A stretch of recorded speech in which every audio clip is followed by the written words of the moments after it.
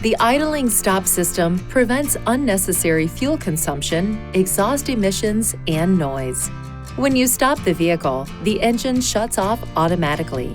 This indicator light will illuminate. When the brake pedal is released, the engine starts automatically. The indicator light will turn off. The vehicle is equipped with enhanced starting system components to handle multiple restarts.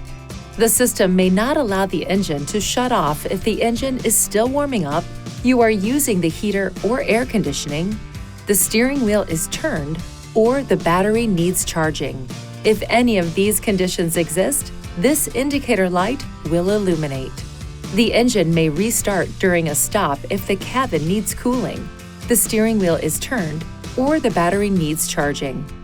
The system can be deactivated by pressing this switch.